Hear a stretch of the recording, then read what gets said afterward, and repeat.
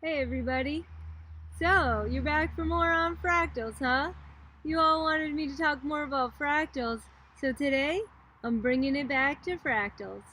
We'll do a quick intro to review what fractals are, and then we'll talk about how there's a theory that fractals are occurring inside of your mind. Sure, that sounds super interesting, but what does that have to do with the Changemaker Lab?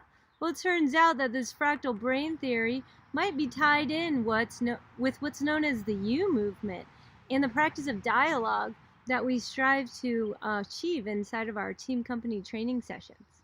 So let's get started. So I decided to frame this workshop in terms of a knowledge share from a book I recently read. The book is called Synchronicity by Jaworski. This is a really great read, and I highly encourage you all to pick up this book and give it a look. But for now, let's just talk about what synchronicity even is. So I looked it up. According to the internet here, synchronicity is defined as the simultaneous occurrence of events which appear significantly related but have no discernible causal connection. Huh? How's that possible? Don't worry, we will talk about it. But going back to Joseph Jaworski's book on synchronicity, at the end of his book, after 2 years after he wrote this book, he came back and he offered us an afterword in which he outlines 4 principles that he learned over the span of his entire life. It is these 4 principles that I will use to outline today's workshop. The first principle that he outlines is, number 1, there is an open and emergent quality to the universe. A group of simple components can suddenly reemerge at a higher level of self-organization as a new entity with new properties. What you talking about, Joseph? Talking about fractals, most likely. Because when you say a group of simple components that can suddenly reemerge at a higher level of self-organization, that makes me think about the simplicity of fractals. Remember my last workshop where we talked about how fractals are created through an iterative process? Fractals are infinitely complex, and yet they're created by just a simple group of components. We start with a seed, and we define a function that we iteratively apply over and over again to that seed, and thus the seed grows into something, a new entity with new properties that self-organizes with structure on an infinite number of different scales, from the tiniest scale to the largest scale. Fractals are amazing. So, here I'm saying that fractals are nature's easy way to create complexity, but don't take my word for it. Let's get a little excerpt from an expert. So I'd like to bring it over to an expert in fractals, a pioneer in fractal theory, and also an entrepreneur who made a lot of money applying fractals to a variety of different technologies. Michael Barnsley. Fractal geometry is already being applied throughout the physical sciences as a way of describing data in a new way. And the dream is that a fractal geometer can describe a cloud as simply as an architect can describe a house. He can use his intricate, repeatable formulas, simple formulas, to describe these unimaginably complex and beautiful shapes, and then communicate them from me to another scientist, to you. Here's not my straight line, build it straight, but here's my ragged formula, but it's very simple. Go build it wild like this. Can sort of think that they might even be the sort of semaphore of nature, of the physical world, of how it tells itself what it's supposed to be. That's so beautiful. Thank you, Michael. Yes, that's why I said that's nature's easy way to create complexity. Because, as he said, the semaphore of nature is to use the iterative process to unfold an incredibly complex living organism. So fractals occur all over nature, really not just in living things, but also in a lot of the physical things that we see in terms of our terrain, geography, even astronomically in terms of galaxy formation and lightning. Here's just a few beautiful images of where we see fractals in nature. Of course, your classic tree example, where you see the self-similarity of each branch looking like a tiny version of the greater tree. Here you can see fractal patterns taking place inside of our bodies in terms of the circulatory system. You can see that classic branching pattern. Fractal patterns occur in snowflakes. They occur in lightning. The patterns that are formed as electricity travels through different medium. Fractals occur all over the place in plants. My favorite example, the Romanesco broccoli, in which every little piece of it looks like the whole delicious giant head of broccoli. We also see it geographically inside of our mountainous terrain and our river basins. And some of the fractal technologies that I'm talking about are now being applied to creating beautiful computer-generated images of such structures, which would be impossible to recreate complexity-wise using the human hands. But the algorithms that create fractals make it easy for us. Fractals also appear in clouds, fractals appear in crystals. Fractals are all over nature. But here's another place that you may not have expected fractals to pop up. Here, we see that, I'll just show you the top of the page as fractals as a part of African culture. And here, you can see that this fractal pattern occurs inside of the way that settlements were created in southern Zambia. It says in many villages over many generations, without anybody being in charge, they formed an intricate fractal pattern as the whole. And you can see that each person's household is a tinier version of the larger village. So how are fractals even getting into human culture in the way that humans are creating their settlements? Well, that brings me to my next point, which is that not only are fractals nature's easy way to create complexity, but fractals are also the way that your mind creates complexity. Fractal dynamics is occurring inside each and every one of our minds. Oops, sorry. Yes, so I'll show you a couple references that speak to this fractal mind theory next. And, sorry, I'll just get my little head out of the way so you can actually see the references there. And I'll give you all the links at the end of the workshop as well. So going back to the web, I'd just like to show you a couple different papers. The first one was from quite a while ago, over 20 years ago. A really great psychiatrist named Terry Marks Harlow published this paper in Nonlinear Dynamics, Psychology, and Life Sciences, where she outlines this theory of the self as a dynamical system. Science of chaos and complexities theory revealed new universalities in nature. Sure, we saw all these examples from nature, but it's also applicable to psychology. And this article proposes that the psychic structure, long known as the self, is best conceptualized as an open, complex, dynamical system. There's that open word again, like Joseph was saying about an open, emergent quality to the universe. Fractals have something to do with this. I'll just skip to the end here, where it says, it is suggested that the self be considered dynamically as a process structure that is fractally organized. Well, that sounds super interesting, but that was over 20 years ago. So where have we gone with this theory?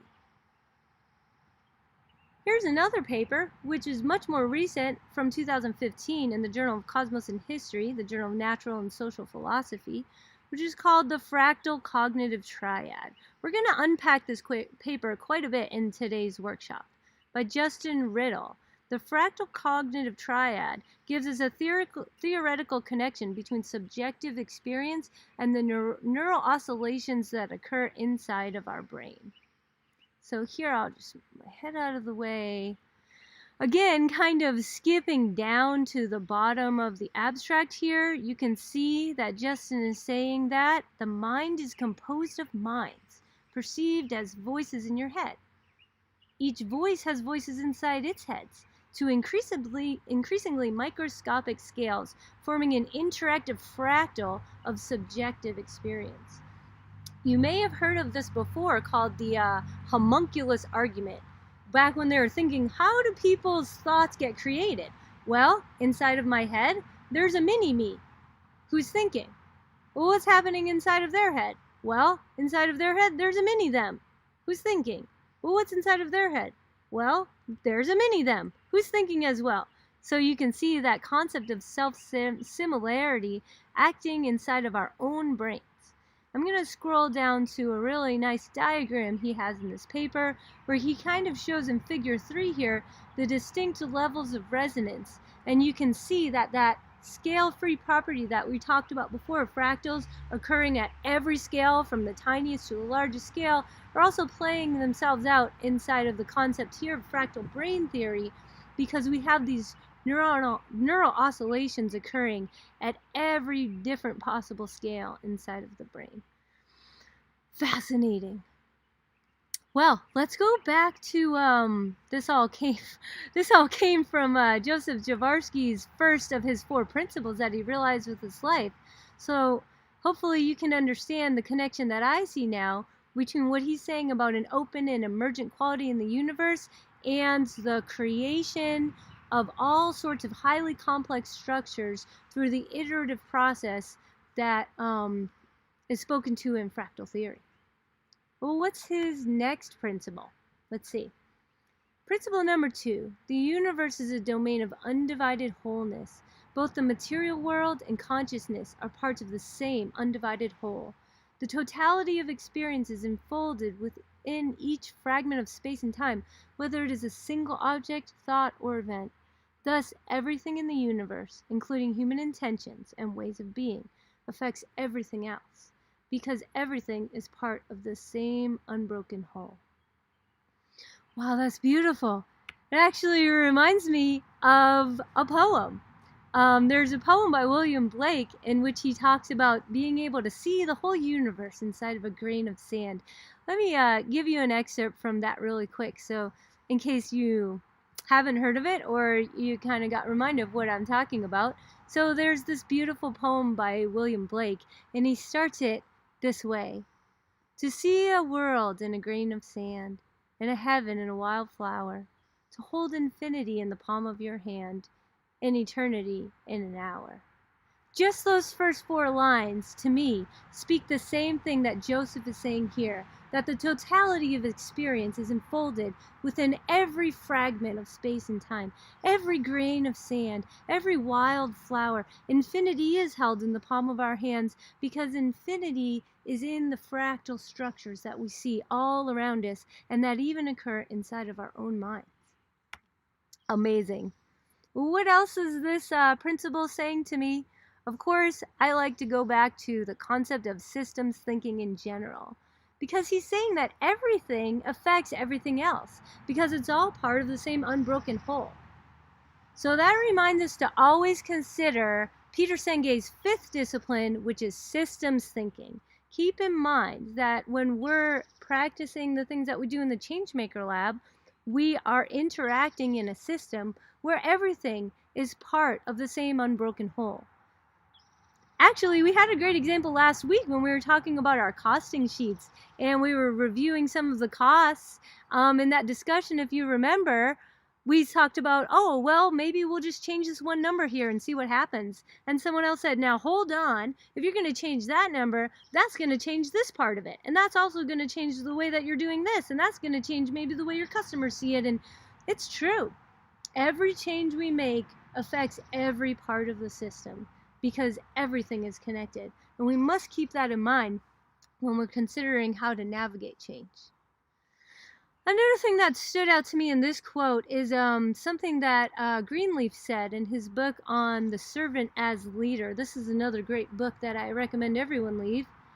In that book, when he talks about servant leadership, he says there's something subtle communicating to one who's being served and led if implicit in the compact between servant leader and led is the understanding that the search for wholeness is something they share.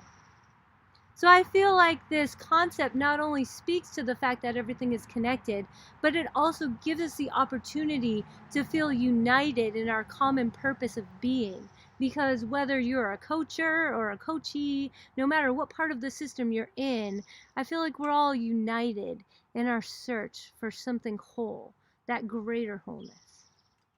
Amazing. Well, these tidbits are really nice, so let's see what else he has for us.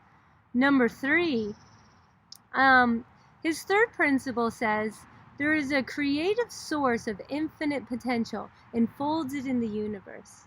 Connection to this source leads to the emergence of new realities, discovery, creation, renewal, and transformations. We are partners in the unfolding of the universe. So nicely said. So how are we partners in the unfolding of the universe? What is that unfolding of the universe? Well, this reminds me of something that I learned from David Bohm, author of On Dialogue. And David Bohm spent a lot of his life talking about these mysterious, subtle orders that unfold all the creative, infinite potential of the universe. David Bohm called these the generative and implicate orders. Sorry, I'll just show you quickly a chapter from one of David Bohm's books. Here Bohm writes with F. David Peat on science, order, and creativity. And in chapter 4, he speaks to the generative order and the implicate order. And surely this must be the creative source of infinite potential that we are all partners in unfolding, that Jaworski speaks to. And actually, if you do scroll through the book, you'll see that on the very next page, he starts talking about fractals. I knew it! Fractals have something to do with this. This is how everything is unfolding in its infinite complexity. This is how we're able to see the universe inside of a grain of sand, is because fractals are self-similar and they're scale-free. The fractal pattern occurs on every single scale. It's really amazing. Okay, we are partners in the unfolding of the universe. How can we possibly be partners in this incredible unfolding of the universe? That brings me to my next point, which is introducing a concept called the U movement. So I'd like to introduce this wonderful and interesting process that was worked on by Peter Senge, someone named Sharma, Joseph Jaworski, the author I was talking about for Synchronicity, and his editor, Betty Flowers. They all collaborated to bring us this wonderful new concept of what's called the U movement. And inside of that movement, there are three main aspects. There's sensing, presencing, and realizing. Here, let me show you an illustration so you see what I mean. So I'm getting this from the Presence Workbook version 1.0. You can see the authors there, and I'm just going to scroll down to the picture, which is always worth 1,000 words. Figure 1, the U movement. This movement outlines how we are partners in the unfolding of the universe, and it really speaks to what we strive for in quality dialogue inside of our team companies. You can see the three aspects of the U that he was speaking to. First, we have sensing, which is transforming. It speaks to our perception. Remember that in dialogue, the first order of business is to understand that we all need to suspend. We all need to practice suspending our own emotions, our beliefs, our perceptions, our biases, everything that's going on inside our head is us, right? This is me inside my head. But when I practice a dialogue, I strive to take what's going on inside my head and pull it out and put it in front of me, suspend it in front of me, so that I can take a look at it. And if everyone in the room is doing that together, and we've all pulled our heads out and thrown them into the center of the pot, then we can see that wholeness that Jaworski was speaking to in his principle number 2. We can see that wholeness come to life. And that's where the second step of redirecting comes in. Because as we all start to suspend our own opinions, we are then redirecting our attention to the whole collection of all of those opinions together.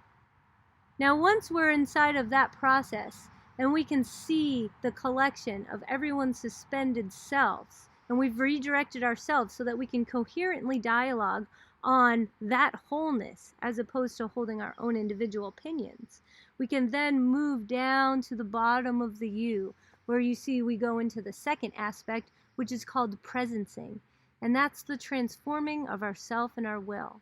It is in this state at the bottom of U that we let go of who who we were as a person, and that's because we're giving that up for the sake of something greater. Remember, the whole is greater than the sum of its parts. So as we all let go and start to synchronize our attention onto that wholeness, what we let come is new creative ideas, things that are greater than any of us as individuals. And then we can move into the third aspect of the you, which is realizing. Because once we've let that come to us and we've combined and become a coherent whole together, we can then crystallize on a new idea, and then we can continue our iterative dialogue and start to prototype and explore different ways that that new idea can evolve. And then once we're really certain we've got something new and good, we can then institutionalize that. And each of us can allow that new thing to go back inside of ourselves as individuals as we retake all the stuff that we suspended, but not just the stuff I suspended, but now I've got a new thing that got created in the dialogue, which I can then bring back with me and really update my own mental model and institutionalize what occurred there. And that's the third stage, which is called realizing, transforming action. So there's three aspects of the you, very interesting, three different aspects. Well, going back to the Fractal Cognitive Triad by Jason Riddle, there's actually three bands of oscillation occurring in the brain. That's the triad that he speaks of. And you'll see in the paper that he speaks to those three different bands. The fast band, in which we have perceptual awareness of incoming environmental stimuli. The middle band, which speaks to actions, motivations, and decision making. And the slow band, which is the meditative band of epiphany, insight, and perspective shifts. So I'd like to go back to that paper to show you what I'm talking about there. Right here. The frequency band of subjective experience. Where in the frequency domain is the human subjective experience? It occurs at the scale of the whole brain in a triple resonance band that is intuitively experienced. This is the cognitive triad. And scrolling down, you can see the three things that I was just speaking to. But here, I really want to think about this combined with the three aspects of the you that are presented in the presence workbooks. Because sensing, presencing, and realizing seem like they have some alignment with what Riddle is speaking to in the fast, middle, and slower frequency bands. You can see the fastest of the bands corresponds to perceptual awareness of incoming environmental stimuli. The middle band is what drives our actions, motivations, and decision making. And the slower frequency band is the meditative band, where one tries to open up the mind to gain epiphany, insight, and perspective shifts. To me, it's not really coincidence that the you process has three aspects and the fractal cognitive triad also has three aspects. We will return to that in a little while. But let's go on to Jaworski's fourth and final principle that he shared with us in his afterword to synchronicity. And that fourth principle is, humans can learn to draw from the infinite potential of the source by choosing to follow a disciplined path towards self-realization and love, the most powerful energy in the universe. The path may include teachings from ancient traditions developed over thousands of years, contemplative practices, and direct exposure to the generative processes of nature. Boy, I would love to draw from the infinite potential of the universe. So let's go into this in a little more detail. First of all, he talks about ancient traditions that we may pull from, developed over thousands of years. And that reminded me from a quote that I read in On Dialogue by David Bohm. On page 19 here, he shares with us this little story. Some time ago, there was an anthropologist who lived for a long while with a North American tribe. It was a small group of about 50 people. The hunter-gatherers have typically lived in groups of 20 to 40. Agricultural group units are much larger. Now, from time to time, that tribe met like this in a circle. They just talked and talked and talked, apparently to no purpose. They made no decisions. There was no leader, and everybody could participate. There may have been wise men or wise women who were listened to a bit more, the older ones. But everybody could talk. The meeting went on until it finally seemed to stop for no reason at all, and the group disappeared. Yet after that, everybody seemed to know what to do, because they understood each other so well. Then they could get together in smaller groups and do something, or decide something. Oh man, that sounds exactly like our team companies.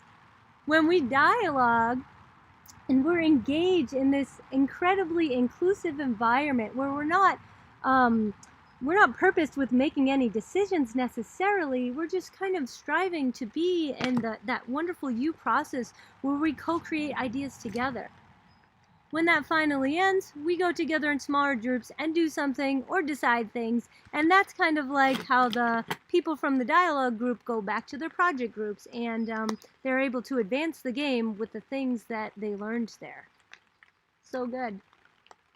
Now the other thing he speaks to in this principle is the generative processes of nature. And we just talked about how nature creates itself through iterative processes. And that's why we see fractals everywhere, because fractals are created through iterative processes. But I'd like to remind us of another generative process of biological nature coming to us from Robert Rosen, the concept of anticipatory systems. And you're going to see how that interacts with the you process to help us better understand what it means to suspend. So, just to review, again, I'll just get my little head out of the way here. This is an image from Robert Rosen's treatise on anticipatory systems. And I talked about this before in my workshop on anticipatory systems, that there are three main components to an anticipatory system. One component is the natural system, and that is the world outside of ourselves. That's, everything that's going on, and kind of deterministic causality is causing the natural world to evolve as it will. The second component is the formal system, or as I called it before, the model. And that's the mental model that's going on inside of our head. And how does that mental model evolve? It uses a practice of inferential entailment that I tied in with the concept of the ladder of inference on my previous workshop on iteration. That's our mental model over there on F, the formal system. The third component is the coupling between the natural and the formal systems, which itself has two subcomponents. One is the decoding process, in which we take the ideas from our mental model and we communicate them into the formal system by the way that we speak and act. And the other component is the encoding system, in which we observe and perceive the natural system and we decide what to transfer over into our mental model. Okay, let's keep this in mind so we can see how this interacts with the you process. Oh, like I was saying before, the natural system is where dialogue is taking place in terms of our team company training sessions. And over here, F, the formal system, also known as M, the mental model, is the model that's taking place in your head. Again, we just learned that's a fractal too. Okay, so how does this all tie in? Let's have a nice big look at that you process, which we were introduced to in the Presence workbook. Okay, so that you process has three main components to it: sensing, presencing, and realizing. Inside of those three components, there's a kind of 7 action steps that are happening. So let's go through those one by one. First, we're going to talk about sensing, which is transforming our perception. So what does it mean to suspend? Remember, I was talking about how important that concept is in terms of practicing dialogue. Well, suspending enables us to see our seeing. In other words, suspending is the awareness of our own mental models. Now that we know we have a mental model inside, and we know a little bit about the fractal nature of that model, we're more able to foster an awareness of that, and then be able to take that out of our head and suspend it into the group. Now, once I've kind of got myself suspended into the group, I can move on to step 2, which is redirecting. And by redirecting, I mean we're going to shift our focus away from just being an individual to seeing ourselves as part of a greater whole. Inside of a dialogue, it's not my purpose to win an argument. It's not my purpose to convince everybody of the thing that I bring to the table or my thought or opinion. Rather, the purpose is to suspend my own self as an individual and then see how I'm contributing to the greater whole of the collective, collaborative dialogue that's taking place. And to tie that in with what we learned about the fractal cognitive triad just now, the sensing part makes use of the fast bands. To go back to Riddle's paper, he says that the fast band corresponds to perceptual awareness of incoming environmental stimuli.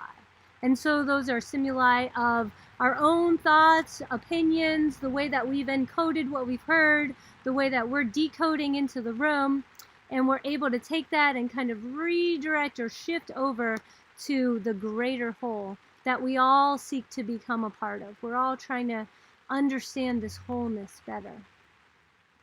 Okay, then we move on to the next step, which is called presencing.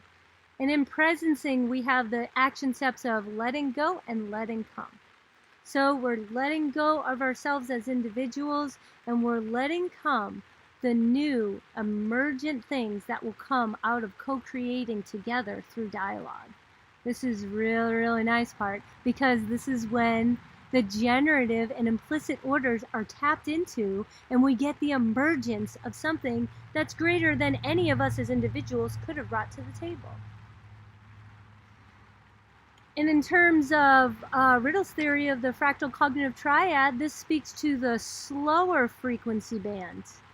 And it's in the slow band, he says, the slower band is the rate of epiphany, insight, and perspective shifts. During meditation, one tries to open the mind and achieve a greater attentional control through mastery of mind wandering. Ooh, that sounds so good. So let's all let ourselves go, and let's let the greater wholeness come. And the inside of that wholeness, we can have this meditative state in which some beautiful new thing emerges. And then we can move on to the final triad of realizing. And in realizing, we have the action steps of crystalling, prototyping, and institutionalizing. Crystallizing and prototyping are the evolution of the emergent ideas. And we continue to allow those emergent ideas that came to us at the bottom of the U evolve through the iterative practice of dialogue. Finally, we come to institutionalizing. And this is the stage in which something has come, something new that's emergent has come, and we've crystallized that new idea, and we've prototyped it, we've explored all the ins and outs, and kind of, evolved it in the way that we would like it to be.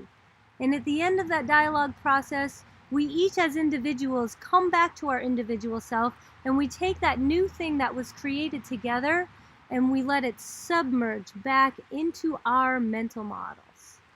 What does that mean, submerge? Hold on a second. Let me go back to Riddle's paper here for a minute. You can see I was just talking about the different bands, and I would like to show you now a beautiful picture where he outlines a concept of no emergence, weak emergence, and strong emergence. And here he's kind of using the classical hierarchy of the sciences here to say that physics kind of tells chemistry what to do, and chemistry tells biology what to do, and biology tells our neurobrains what to do, and then we get the human form at the end. Okay, in part A, if it was just physics telling all those things what to do on its own, that would be the case of no emergence. If we go for part B, where the emergence kind of scales up in an upward fashion, that's what I was talking about in terms of the U, of what happens at the bottom of the U. Because we've all let go of our individualistic self, we've all let come the realization that we're part of a greater whole, and new ideas come to emerge from that process. That's the column you see in the middle, part B, where we have the upward-facing emergence of individuals coming together, synergizing together, and creating something that's greater the whole is greater than the sum of its parts. But wait, that's not all. That's just weak emergence. Now we have a new concept called strong emergence, and the additional component that differentiates strong emergence from weak emergence is that downward causation. You can see that weak emergence has caused something to be created upstream at a higher level, but then if we allow that to affect us downstream, and we allow the creative ideas that we crystallized and prototyped on to then become institutionalized in terms of the U process back into our own heads, that's the submergence that finally couples us in terms of strong emergence. And that's the best emergence that you can get. So going back here to how I've tried to combine Brittle's theory with the U process that was outlined in the Presence workbook, I'd like to say that, oh yes, realizing is the middle band that was spoken to in Brittle's theory of the cognitive triad, but here, kind of the kicker at the end of this workshop is that the upward emergence of the new ideas that are created at the bottom of the U, combined with the allowance of downward submergence of those ideas to then become part of us as individuals and change our mental models, that's the strong emergence that's created through dialogue in the U movement. And that is truly tapping into that greater implicit generative order that unites us all, really. It's a really beautiful thing. And I'll just leave you with this last thought, that in chapter 6 of Robert Rosen's book on anticipatory systems, he talks about learning. Learning, he says, is a process in which our own mental models become updated. It's the learning process creates new models.